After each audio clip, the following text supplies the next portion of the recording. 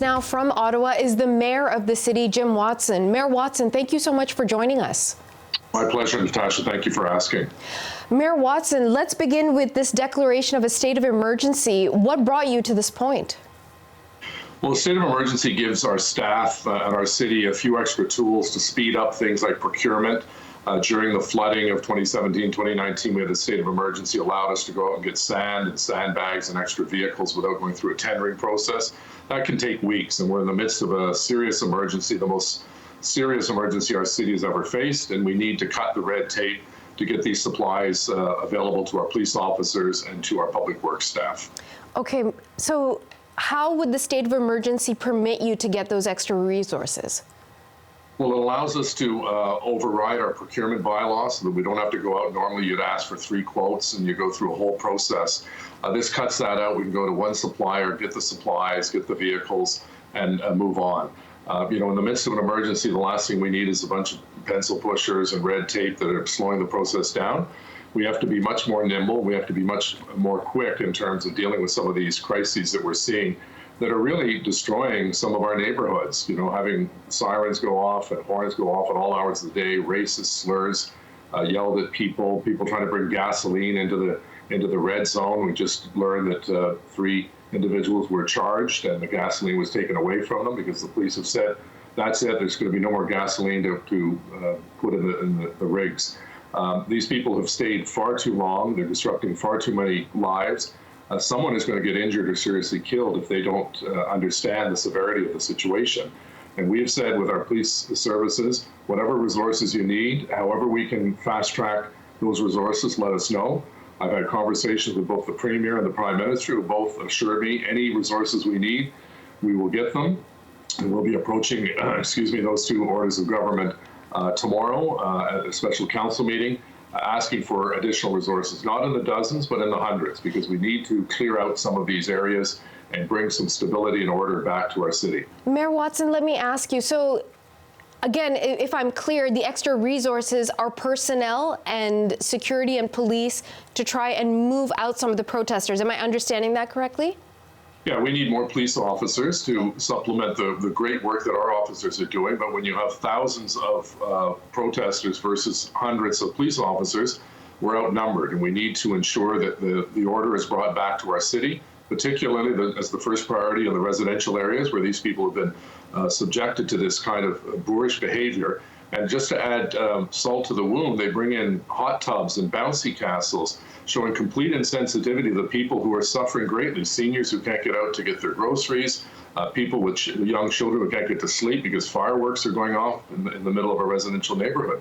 They're showing complete callousness towards our residents, and that's why we need a greater police presence sooner than later to clean out some of this horrible situation that we find ourselves in. And so I appreciate the fact that the other leaders of the other 2 orders of government are supporting us, and we will be calling on them tomorrow. Okay, and we'll certainly be following for the updates on that. But Mayor, please permit me to push back a bit, because I'm not going to say anything you haven't already heard, which is many of these protesters are going to say, hey, look, we are Canadian citizens practicing our right as citizens to come to the nation's capital and protest, that the things that you're seeing as insensitive for us are a sense of celebration, a sense of commitment to a cause. Our cause is the same thing that virtually everyone wants, which is to return life back to normal, to the pre-pandemic days. So is there a chance that bringing in extra resources is actually going to flame? You've been talking about gasoline. Is this actually going to fuel the flames and divisions that are currently being seen in the city? Well, we want to de-escalate the process altogether. That's what the chief of police's goal is. But I disagree fundamentally with the premise that these people have the right to peacefully protest. They're not protesting peacefully. We issued over 400 tickets, including a number of highway traffic acts, people not even eligible to drive. They were ticketed. We had people that had to be towed because of emergency routes. We had individuals that were riding up sidewalks with trucks, creating a great danger to citizens in the residential communities. Listen, I wish we could wish away COVID-19, but it's with us, and having a trucker protest against vaccinations and against masks is the height of irresponsibility. This is there are more people today in hospitals across Canada than protesting on Parliament Hill, and many of those are in intensive care units. So we have to be responsible, follow the law, but at the same time, those individuals who come here to protest, it's gone well beyond a protest. They're encamping, they're having barbecues, they're bringing roast pigs on a spit. And as I said, bringing in bouncy castles. This is a complete insult to the people of the city of Ottawa. You have your grievances with the federal government. You had your day back 2 Saturdays ago.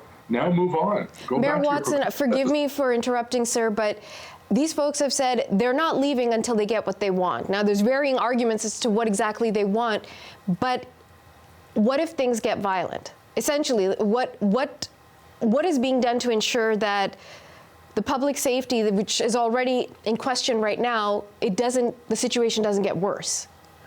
Well, again, we don't want to pour fuel on a fire, but just a good example of the police working to get a problem solved.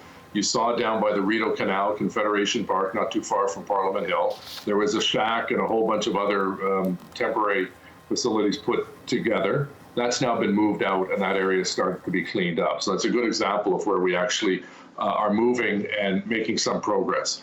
We saw, as I mentioned, 3 people were charged bringing gasoline in. More people will be charged because the police have laid down the law. That's not going to happen anymore, and so those rigs will not have gasoline in them. And we're looking at any other method that we can get to. We had the GoFundMe people shut down their account because obviously it was so sketchy they couldn't justify being associated with the group that wanted that GoFundMe. Where was the money going? Where did the $1 million go? We have a serious emergency where we have to put all options on the table. And that may include some violence. We want to minimize that. But at the end of the day, if the people are not going to leave, they're going to have to be forced to leave. It's plain and simple. This cannot go on for months and months. This is causing such havoc and such grief to the people who live in the residential neighborhoods. You know, most people think of Parliament Hill as government, but right 2 blocks away, there's a residential neighborhood, Centertown. The Byward Market is being affected. The businesses are being affected. They finally could open up, as you know, Natasha, on last Monday. None of these restaurants were able to open their dining rooms because people were coming in with no masks and harassing the employees. It's just completely unacceptable in any civil society. Mayor Watson, I wish you luck. I hope, however this goes, it goes peacefully. Thank you for making time for us, sir, on a very busy night, no doubt. Thank you.